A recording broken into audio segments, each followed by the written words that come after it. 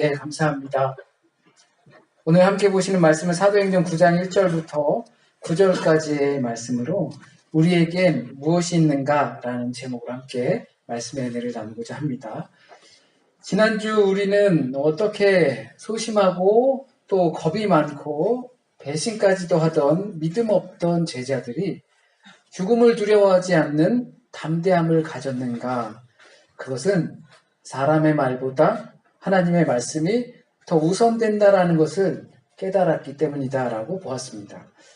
그렇게 소심하던 사람들의 인간을 그 모습, 연약한 모습을 그대로 가지고 있던 그들이 어떻게 그 전에는 몰랐던 하나님의 말씀이 더 중요하다는 것을 알지만 그것을 겉으로 드러내지 행하지 못했던 그 방법, 어떻게 그 길을 찾았는가 하면 부활하신 예수 그리스도를 경험했고 성령을 통한 회개와 죄사함의 길을 경험했기 때문에 알고는 있었지만 실제로 행하지 못했던 상태가 그 사건을 통해서 실제로 행해지는 사건을 경험하게 되었다라고 보았습니다.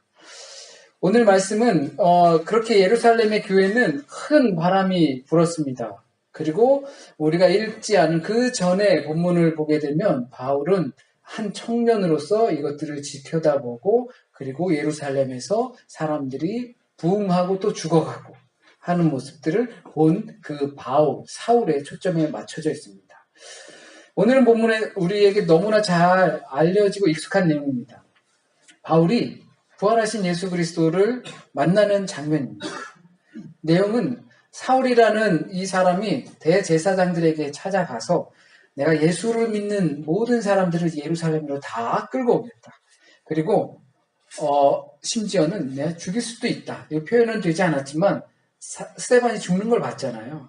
그리고 내가 앞장서겠다라는 것은 데려오고 죽이기까지, 말 안 들으면 죽이기까지 하겠다라는 거 하면서 대제사장에게 그 권한을 받은 거예요. 그러니까 떠날 수 있었던 거죠. 그러면서 예루살렘을 떠나서 다메섹이라는 곳에 다다랐을 때 발생한 일이 오늘 본문입니다.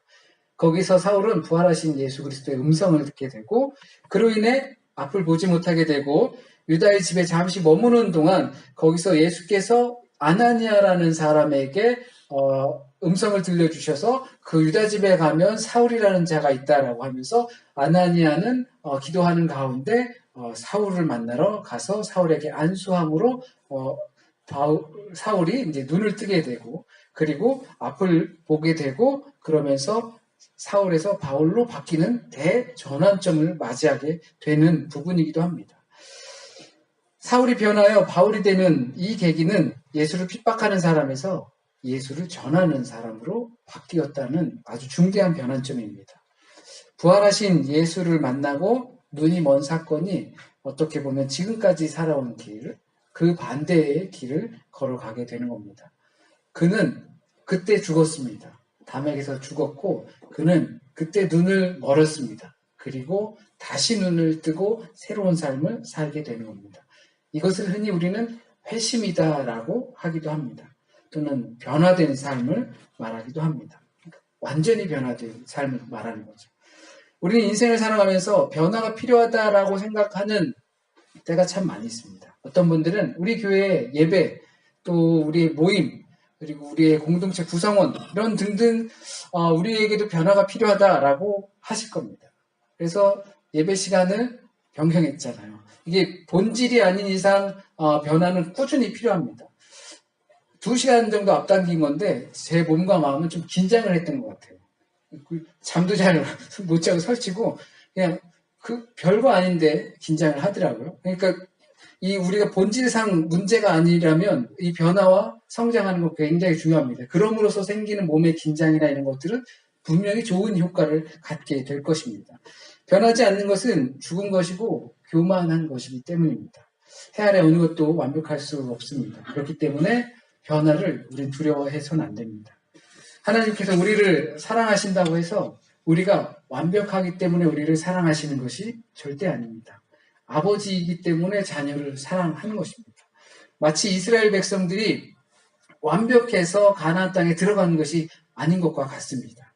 하나님께서 그들을 사랑하시기 때문에 그들을 언약의 땅으로 들어가게 하신 것이고 은혜를 베푸는 것입니다. 그렇기 때문에 우리는 그 은혜의 사랑에 따라서 변하고 또 성장해야 합니다. 그렇다면 그 변화에 필요한 조건이 있다면 무엇일까요? 누구나 변하고 싶어요. 더 좋은 사람으로, 더 좋은 인품으로, 더 좋은 신앙인으로 변하고 싶어요. 더 하나님의 제자로, 예수님의 제자로, 하나님의 백성으로 살아가고 싶어요. 그렇다면 거기에 필요한 조건이 무엇이 있을까요? 우리 주보에 이미 기록이 되어 있지만 뜨거움이라고 생각합니다. 정말로 말도 안 되게 극단적으로 변한 바울에겐 뜨거움이 있었습니다. 열정이다라고 할 수도 있고 열심이라고도 할 수 있을 겁니다. 그냥 봐도 알지만 사울이 예수님을 만나고 음성을 듣고 금식하고 또 기도했습니다. 3일간 금식하면서. 그것만 보더라도 그에게 열정이 있어요. 열심이 있어요. 종교적인 열심이 그에게 있었습니다. 매우 뜨거운 사람이었습니다. 자신의 신념과 가치관 이런 것들로 확고하고 열정이 넘치는 사람이었습니다. 물론 지나친 열정이나 잘못된 기준으로 인해 생기는 그 열정은 해를 끼치기도 합니다. 그렇기 때문에 사울이 스데반이 죽었을 때 아무런 당연한 것처럼 받아들이게 되는 겁니다. 그리고 나에게 살인 면허를 주시오. 나에게 예루살렘으로 다 끌고 올 수 있는 권한을 나에게 주시오. 내가 다 그렇게 하겠습니다라고 했던 것이죠. 열정이 있는 상태에서 기준, 그러니까 변별력이 없어서 이게 맞는 건지 틀린 건지 모르니까 이렇게 사람들을 죽이고 하나님의 백성들을 끌고 오는 일들에 앞장서겠다라고 했던 겁니다. 보통 열심히 있는 사람의 모습이 아닙니다. 그 정도로 열심히 있었습니다. 그런 우리에게는 그런 열심이, 지나친 열심을 갖고 있는 신자들을 가리킬 때 광신도다라고 합니다. 미쳤다라는 거죠. 예수를 믿긴 믿는데 너무 지나치게 믿는 거죠. 그런 사람들을 광신도라고 합니다. 이것은 물론 상대적인 기준이에요. 우리는 평범하게 믿는다고 생각하시죠. 그런데 또 다른 어떤 누군가가 우리를 볼 때는 저건 광신도다. 매주 가가지고 매주뿐만 아니라 우리 장로님 뭐 토요일 날 오시고 수요일 날 오시고 그죠? 광신도다 할 수도 있어요. 그건 상대적인 기준인 거예요. 그런데 우리가 종교적인 광신적인 모습을 보죠.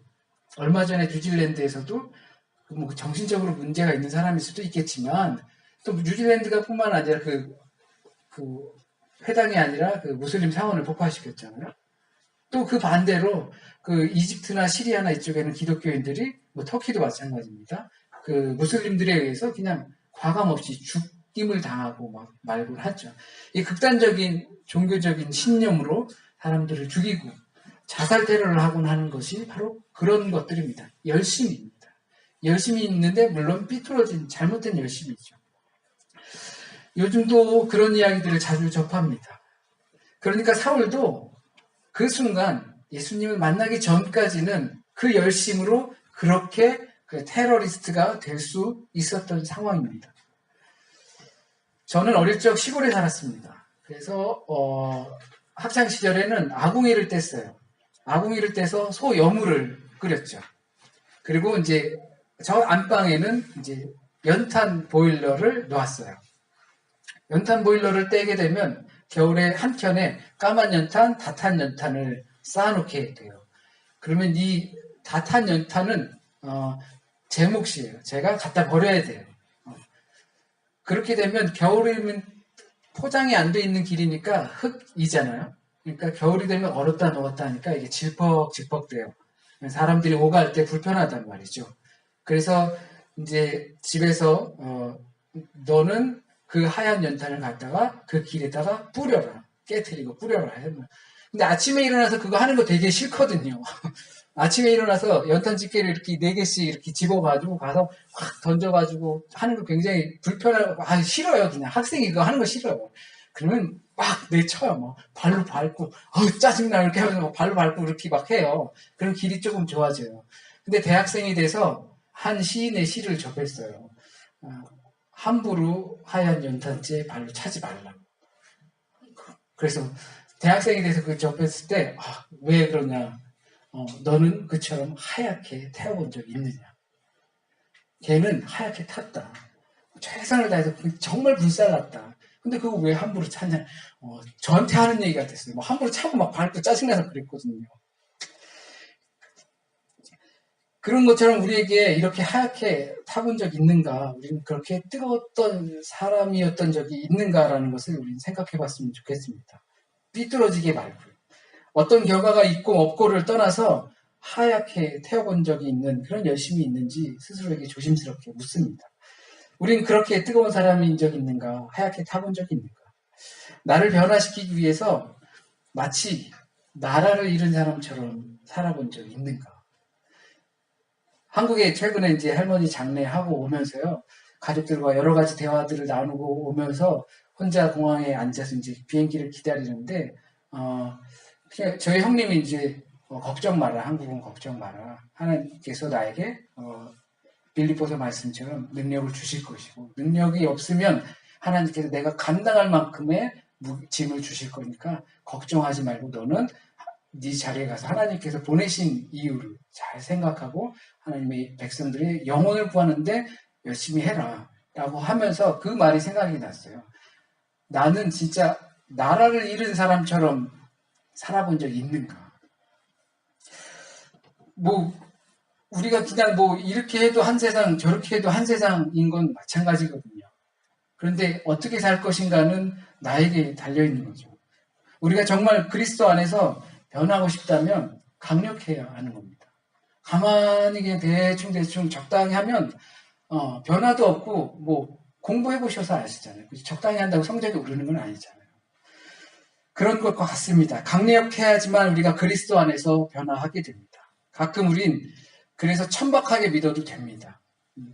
너무 교양이 있다 보니까 저런 믿음은 천박한 믿음이야 라고 생각하는 어떤 믿음의 형태들이 있습니다. 그런데 우리가 변화를 촉구하고 우리가 새로 믿는 사람이다라고 생각할 땐 그리고 그거에 대한 열심이 있다면 때론 천박하게 믿어도 된다고 저는 생각합니다. 왜냐하면 그게 시작이기 때문에 그렇습니다. 변별력이 없으면 우리는 구분을 못하지만 그 뜨거운 마음이 없다면 예수님의 음성을 들어도 변하지 못합니다. 뜨거운 마음이 있어야지 그 변화가 시작이 됩니다. 그래야지 예수님의 음성을 들었을 때 내가 변해가는 길로 선택을 합니다. 그런데 그 뜨거움이 없으면 변별력이 있어요. 이건 주님의 음성이고 이건 사탄의 음성이야. 알아요. 근데 뜨거움이 없으면 변하지 않습니다. 그런데 왜 바울이 어떻게 그렇게 해야 했을까요? 바울은 그렇게 열심히 있는 사람이 변해서 지금 우리가 알고 있는 사울의 모습으로 사울에서 바울로 변했으니까 그 모습으로 이렇게 변하게 된 그 요인이 무엇일까요? 독일에서 처음 오실 때 아마 다들 유학 시절에 경험해 보셨을 거고 이제 우리 그 혜민 씨는 경험하게 될 거예요. 무슨 이야기냐면 저 독일 남부 파사우에서 살던 사람의 이야기를 저 함부르크에서 이야기를 한다는 사실입니다. 그러면서 이 마인츠에 있는 나에게까지도 그 소리가 들리게 되는 거죠. 근데 그 이야기는 대부분 좋은 이야기는 아니에요. 부정적인 이야기들. 누군 뭐 어쩌대 저쩌대 네 가지가 없대 별 얘기 이제 다 들리게 될 겁니다. 그리고 그 사람에게 다시 그 이야기는 들어가게 될 겁니다. 그럼 기분이 상하고 왜 사람들은 내 얘기를 막 하고 그렇게 해야 될 겁니다. 처음에 오신 분들이 그런 이야기들 힘들다 그런 이야기 막 하실 때 제가 생각해봐도 경험상 그런 것 같아요. 외로움이에요. 심심해서. 다이나믹한 한국 사람들은 이 고요한 독일의 문화 속에서 그것을 이길 수 있는 것은 사람밖에 없는 거예요. 사람으로 그 이야기를 풀어야지 참 재미있게 되는 거죠. 그렇기 때문에 그 사람들 안에서는 외로움이 있어서 그거를 그쪽으로 풀어내. 왜 나는 다이나믹이 있으니까, 열정이 있으니까. 근데 여기 너무 지루하거든요. 그러려면 그 입으로 운동하는 대신 입으로 운동하고 뇌를 운동하게 되면 한결 좋아져요. 나도 그런 소리를 듣는다 하더라도. 그게 외로움 때문이라는 겁니다.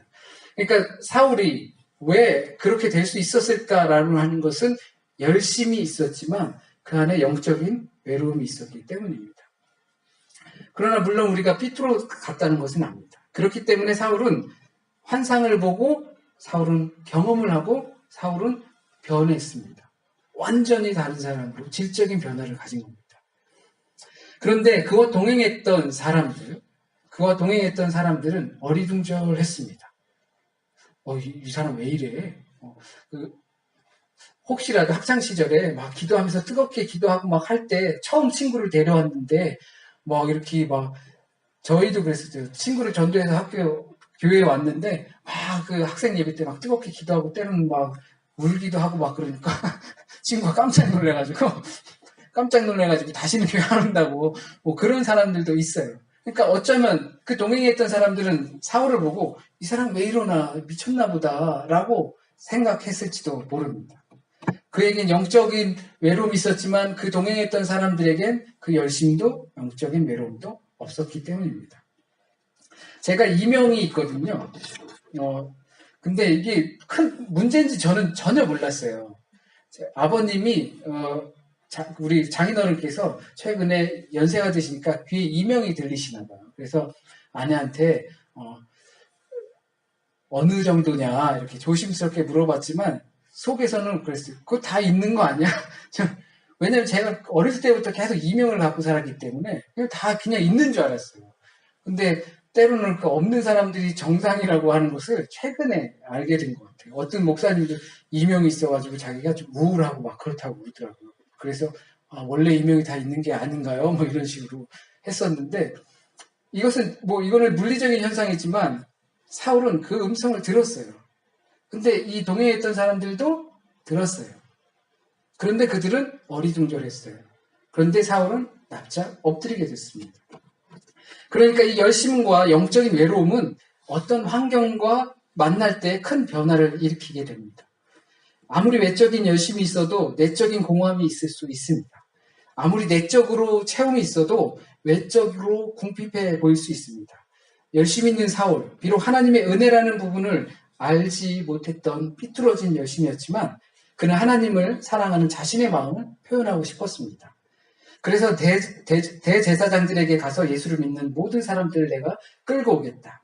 영적인 목마름에서 나온 생각인 것입니다. 그렇게 하나님께 사랑을 표현하고 싶었던 겁니다.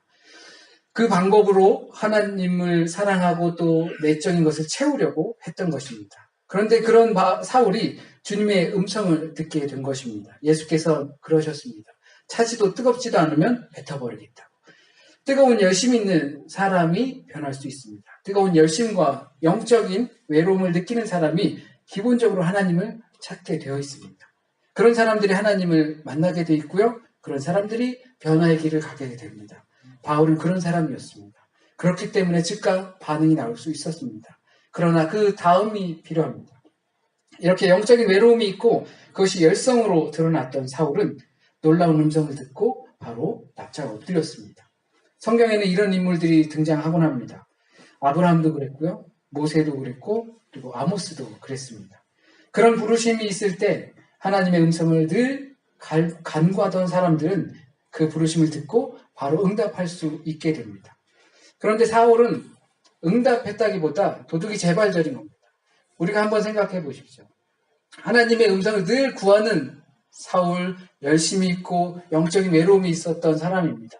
그때 하늘에서 소리가 들려요. 사울아 사울아 너 왜 이렇게 나한테 이렇게 핍박하니? 라고 했을 때 이것은 뭔 소리입니까? 라고 한 것은 동행하는 사람들. 이게 무슨 소리지? 그런데 사울은 납작 엎드리면서 누구십니까? 라고 하는 거죠. 그것은 알았다라는 겁니다. 예수의 음성, 주님의 음성이라는 걸 그는 알았다라는 겁니다. 그렇기 때문에 도둑이 재발을 저린 것입니다. 만약에 그가 정말 정당하게 생각했던 그 믿음의 행함을 길을 가는 거라고 생각했으면 주님, 이 음성이 들리시는군요. 내가 안 그래도 이 예수쟁이들 싹 다 잡으러 가고 있습니다. 칭찬해 주세요. 이랬겠죠. 하늘에서 소리가 나서 놀랐고 그 주의 음성을 알고도 놀란 것입니다. 스스로 자신이 영적인 외로움을 그 열심을 잘못된 길로 가고 있다는 것을 알았던 겁니다. 만약 우리가 기도할 때 우리와 함께 해주세요 라고 기도하잖아요. 하나님 우리와 동행해 주세요. 내 아픔을 같이 짊어져 주세요 라고 또 내 앞길 같이 가주세요 하는 기도를 혹시 습관적으로 하는 건 아닌가 생각해 봅니다. 사울과 같은 상황이 딱 떨어지는 거예요. 우리한테. 하나님 저와 함께 해주세요. 주님, 저와 함께 해주세요. 라고 기도할 때 사울처럼 음성이 들리면 어떡할 거야? 그래, 성호야, 나 여기 있어. 왜, 무슨 일이야? 라는 음성이 들리면 어떡할 거예요? 소스라치게 놀란 것처럼 사울처럼 그렇게 되지 않을까? 주위를 둘러보지 않을까? 나 어딨지? 나 무슨 생각하고 있었지? 나 뭐 하려고 그랬었지? 그러니까 우리의 기도가 하나님께서 응답하시는데 그 응답할 때 진짜로 응답하면 어떻게 할 거냐라는 겁니다. 그런데 걱정은 안 하셔도 돼요. 왜냐하면 열심도 없고 영적인 외로움이 없으면 하나님의 음성은 들리지 않을 겁니다. 그 사울과 동행했던 그 사람들처럼 말이에요. 그러니까 우리가 그런 게 없다라는 게 아니라 우리가 영적인 외로움이나 하나님을 향한 열심이 없으면 하나님의 음성은 우리에게 들리지 않을 겁니다. 마치 사울과 동행했던 그 사람들처럼 말이죠. 혹시 하나님의 음성을 간구하고 나에게 직접 응답해 주셨으면 좋겠는데 라고 생각하는데 왜 들리지 않지? 라고 생각하면 그게 거꾸로 돼야 돼요. 내게 영적인 외로움과 그리고 열심이 없구나. 그렇기 때문에 하나님의 음성이 들리지 않는구나라고 생각해야 된다는 거죠. 사울이 깜짝 놀라고 자빠졌다는 것은 자신이 가지고 있던 영적인 외로움과 외적인 열심이 예수 그리스도의 음성으로 잘못되었다는 것을 알았기 때문입니다. 겉으로만 뜨거워선 영적인 외로움을 달랠 수 없다는 것을 의미합니다. 우린 남들이 볼 때 조금은 천박하게 믿어도 됩니다. 다만 그 안에 진실함으로 차 있어야 합니다. 열성은 있었으나 그 안이 공허했던 사울은 주님의 음성 앞에서 엎드렸습니다. 우리에겐 바로 그것이 필요합니다. 처음 경험한 바울은 놀라기도 했지만 바로 금식하며 기도했습니다. 이것은 누가 시킨 것도 아닙니다. 바울이 가지고 있던 습관이기도 하고 때로는 율법적인 행위에서 나온 것이기도 하고 종교적인 열심을 따라서 한 것일 수도 있습니다. 그리고 금식과 기도가 기독교만의 전유물도 아닙니다. 모든 구도자가 모든 하나님의 뜻을 찾아서 행하는 사람들이 행했던 것입니다. 신을 찾고 신을 경험하는 모든 사람들이 모든 종교 안에서 해왔던 것입니다. 금식으로 육체를 다스려 영의 세계를 보게 하려는 것입니다. 뜨거운 열심을 속 빈 것이 아닌 꽉 찬 것으로 만드는 것이 이와 같은 경건의 훈련입니다. 저나 여러분 모두가 참된 그리스도인으로 변하길 원하고 인간적인 성품으로 되길 원할 것입니다. 그러나 우리에겐 변화될 요소가 혹시 없는 건 아닐까 생각해 봅니다. 진실함으로 불사르는 하나님을 향한 열심과 오직 우리에게 영적인 갈급함이 없지는 않은가.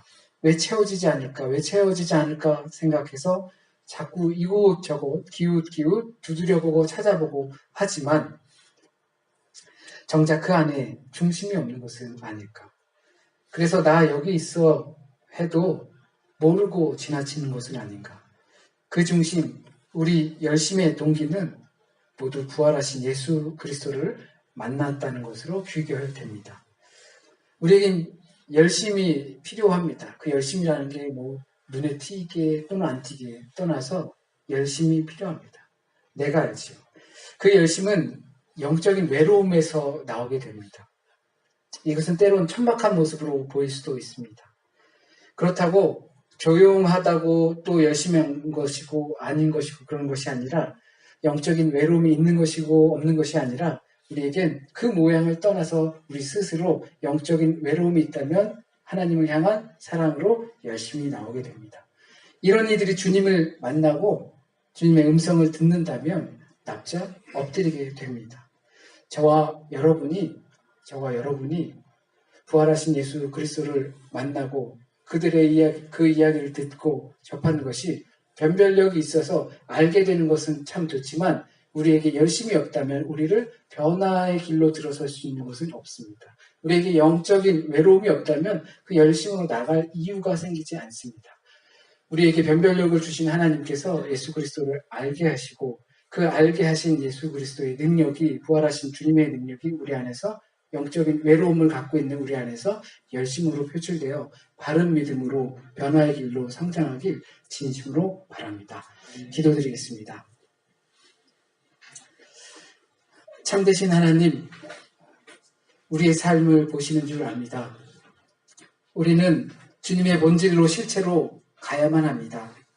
너무나도 잘 알고 있지만, 예수님을 너무나 잘 알고 있지만 우리의 삶은 여전히 그냥 아는 것으로 그칠 때가 많이 있었습니다.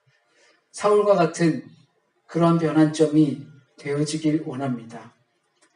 우리가 순식간에 모든 것을 그렇게 다 변화시킬 수 없음을 또한 압니다.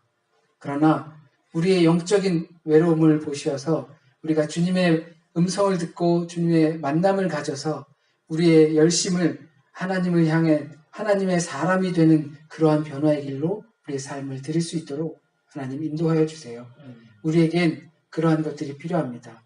비록 지금 다 가지고 있진 않지만 그것들을 하나하나 찾아 주님의 길로 들어서려고 합니다. 하나님 인도하여 주시고 하나님 우리의 기도에 응답하여 주시고 우리와 함께하여 주실 줄 믿습니다. 한 주간의 삶도 주님께 맡깁니다. 주님, 우리와 동행하시는 주님, 우리의 삶을 우리가 스스로 주님 향하여 돌볼 수 있게 하여 주세요. 헝클어진 삶들을 하나하나 주님 앞에서 정돈할 수 있게 하여 주시고 아직 정결해지지 못한 우리의 삶들을 하나님 앞에 정결함을 받을 수 있도록 우리가 회개하고 죄 사함을 받길 원합니다. 한 주간도 주님 우리와 함께 하여 주세요. 또한 오늘 우리에게 전하신 말씀이 오늘 우리에게 꼭 필요한 말씀이 되게 하여 주셔서 뿌리 내리고 또한 열매 맺게 인도하여 주세요. 모든 말씀 우리 주님 예수 그리스도의 이름으로 기도드립니다. 아멘.